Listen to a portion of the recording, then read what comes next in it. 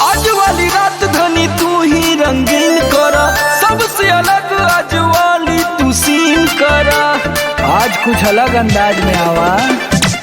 आज वाली रात धनी तू ही रंगीन करा, सबसे अलग आज वाली तू सीन करा। करे भाई मारू इतना तू ले जी हो ले जी। का भाई तो का कहे मालिक नाबालिग बीमार है, नाभि में सारा दिल कमर में बुखार है, नाभि में सारा दिल कमर में बुखार है। ई का कहता हो?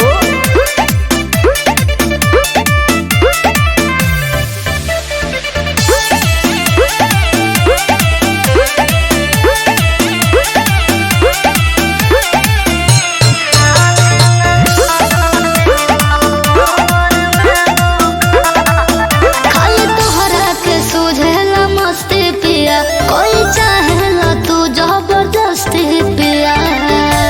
ठीक ना करेला तो का करी? आज ना बहाना करा, ऐसे न मना करा। अपना मरद पे रही हो, तानी सदाया करा। कह कोनो के दवालवे भेजी हो भेजी। बोला तो का करी रे मालिक नाबालिग बीमार है, नाभि में सारा दिल कमर में बुखार है, नाभि में सारा दिल कमर में बुखार है। और तो एंटीबायोटिक ला, चांगा हो जरूर चांगा।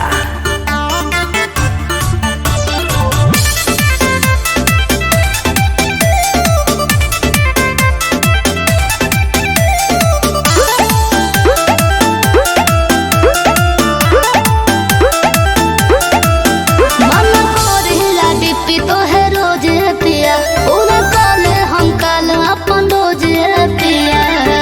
और तुम भोज कब करब? भागी जाई सरदी दाना तोहरा ई डार के। कैसे हो जाइबू चंगा फिरी सोमर के पाके। आदित्य के भगवान तारू तेजी हो तेजी। काहे करत तारू?